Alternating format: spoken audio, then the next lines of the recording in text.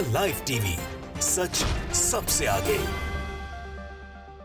नमस्कार, the live TV आप देख रहे हैं, आपके साथ मैं हूं आदित्य कुमार। भारत बुरे दौर से गुजर रहा है। जो रिपोर्ट सामने आ रही हैं वो चौंका रही हैं, लेकिन फिर भी भारत सरकार कह रही है कि सब चंगासी, हम लोग तो बहुत प्रगति कर रहे हैं। दरअसल एक बार फिर से ग्लोबल हंगर इंडेक्स की चौंकाने वाली रिपोर्ट सामने आई है। जो रिपोर्ट आई है वो आपके रोंगटे खड़े कर देगी। भारत 101वें स्थान से 107वें स्थान पर लुढ़क गया है। यानी आप समझिए, 121 देशों की श्रेणी में भारत 101वें स्थान पर था और अब भारत 107वें स्थान पर लुढ़क गया है। इसका अंदाजा लगाइए कि भारत किस तरीके से दिन ब दिन भारत में ऐसे लोग हैं जो भुखमरी के शिकार हो रहे हैं। यानी विश्व भुखमरी सूचकांक में भारत जो है वो बांग्लादेश, नेपाल और यहां तक कि पड़ोसी देश पाकिस्तान से भी नीचे आ गया है। यह अपने आप में बड़ा सवाल है कि आखिरकार क्यों लगातार जो ग्लोबल हंगर इंडेक्स की रिपोर्ट आ रही है उससे सवाल खड़े हो रहे हैं कि आखिरकार इतनी आबादी लगातार बढ़ती चली जा रही है भुखमरी की, लेकिन फिर भी सरकार कह रही है सब चंगासी। अब इस पर लोगों के रिएक्शन भी सामने आ गए, वो भी हम आपको बताएंगे और दिखाएंगे किस स्थान पर भारत है और किस स्थान पर नेपाल, बांग्लादेश और पड़ोसी मुल्क पाकिस्तान है। तो वो सब कुछ आपको दिखाएंगे। लोगों का रिएक्शन भी सामने आ गया, कैसे जो भुखमरी सूचकांक है उसमें लंबी छलांग लगी एक बार फिर से। 101वें स्थान से सीधा 107वें स्थान पर आ गए हैं। पाकिस्तान, बांग्लादेश, नेपाल तो 100 का आंकड़ा भी नहीं छू पा रहा है, वो 100 के आंकड़े से पीछे है। लेकिन हम 100 का आंकड़ा 2021 में ही क्रॉस कर गए थे, अब 2022 में आ गए हैं तो इस 107 पे पहुंच गया। हो सकता है बहुत जल्दी 110 भी क्रॉस करके आगे चले जाएं। तो आप अंदाजा लगाइए किस तरीके से लगातार ग्लोबल हंगर इंडेक्स की रिपोर्ट्स चौंका रही हैं। हमने आपको बताया किस तरीके से प्रधानमंत्री नरेंद्र मोदी जब गुजरात पहुंचे तो उन्होंने कह दिया कि देखो भैया, भारत बहुत प्रगति कर रहा है। जो रिपोर्ट का हवाला प्रधानमंत्री जी ने दिया था उस पर भी सवाल खड़े हो गए। जो कहा था कि ईज डूइंग अब जो वो बिजनेस है वो लगातार बढ़ रहा है, भारत की रैंकिंग बढ़ रही, जबकि उसमें तो कई अनियमितताएं पाई गई 2018 से लेकर 20 तक में। वो उस चीज का जिक्र किया। लेकिन मोदी जी इस ओर भी जरा ध्यान दीजिए कि लगातार लोग भुखमरी के शिकार हो रहे हैं। जो रिपोर्ट है वो चौंका रही है, जो आंकड़े हैं वो बता रहे हैं कि भारत सरकार सही तरीके से काम नहीं कर पा रही। लगातार उन आंकड़ों में इजाफा होता चला जा रहा है। आज लोगों के पास खाने को नहीं है भारत देश में। रणविजय सिंह ने इस पर रिएक्शन दिया है। रणविजय सिंह ने लिखा कि बहुत बधाई, भारत ने भुखमरी सूचकांक में लंबी छलांग लगा दी है। हमारी रैंक 107 आई है। पिछले साल हम 101 रैंक पर अटक गए थे। पाकिस्तान, बांग्लादेश, नेपाल तो 100 का आंकड़ा भी नहीं छू पाए। चीन तो शुरुआत में ही टाइम बोल गया था। अभी और आगे जाना है, उनका हौसला टूटने मत देना साथियों। प्रधानमंत्री नरेंद्र मोदी ने कहा क्या था कि हम 141वें से 63 पर आ गए हैं। ईज ऑफ डूइंग जो बिजनेस की रिपोर्ट थी उसको लेकर उन्होंने कहा कि हम 63 पर आ गए, जल्दी 50 पहुंचेंगे। लेकिन यहां यह बात नहीं प्रधानमंत्री जी कहेंगे कि हम 101 से 107 पर पहुंच गए, स्थिति और खराब हो गई, इस पर चर्चा नहीं करेंगे। बीबीसी ने बाकायदे आर्टिकल लिखा है कि ग्लोबल हंगर इंडेक्स में भारत की हालत पाकिस्तान, बांग्लादेश और नेपाल से भी बदतर है। अब आपको बता देते हैं कि पड़ोसी देश जो मुल्क पाकिस्तान है वो किस पे 99वें स्थान पर है, जबकि पाकिस्तान की इकोनॉमी के बारे में, पाकिस्तान के हालात के बारे में पूरे विश्व को पता है कि वहां खाने के लिए व्यवस्था नहीं हो पाती। लेकिन फिर भी वो 99वें पायदान पर है और हम किस पायदान पे हैं? 107वें पायदान पर है। अब इसी में देख लीजिए श्रीलंका है, आर्थिक दिक्कतों का सामना कर रहा है, लेकिन फिर भी वो 64वें स्थान पर है, हम 107वें स्थान पर हैं। आप समझिए कि बदतर स्थिति किसकी है। भारत के पड़ोसी देश नेपाल की अगर बात करें तो 81वें स्थान पर, 81 और वहीं बांग्लादेश 84वें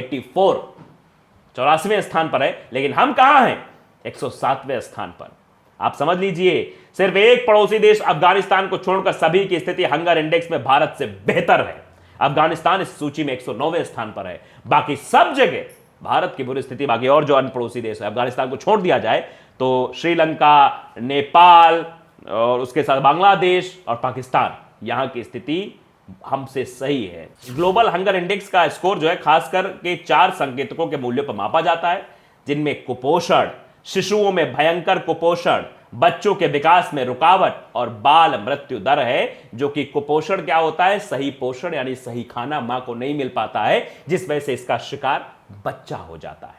उसको सही पोषण नहीं मिल पाता है, इसलिए वो कुपोषण का शिकार हो जाता है। ग्लोबल हंगर इंडेक्स का कुल स्कोर 100 पॉइंट होता है। इसके आधार पर किसी देश की भूख की गंभीरता की स्थिति मापी जाती है।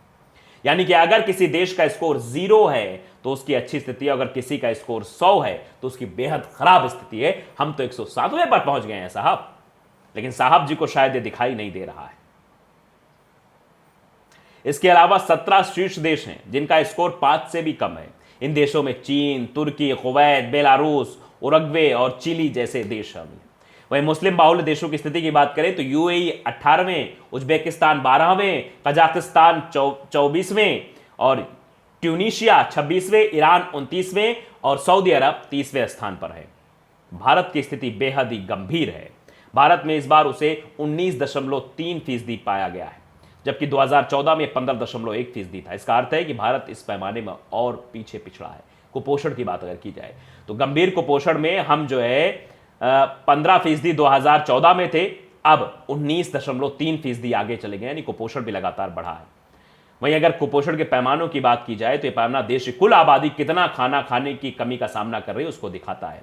इंडेक्स की जो रिपोर्ट है उसमें कहा गया कि भारत में 2018 से 2020 के बीच जहां ये 14.6% था, वहीं 2019 से 2021 में बढ़कर 16.3% और इसके मुताबिक दुनिया के कुल 82.8 करोड़ लोग जो कुपोषण का सामना कर रहे हैं उसमें से 22.4 करोड़ लोग सिर्फ भारत में हैं।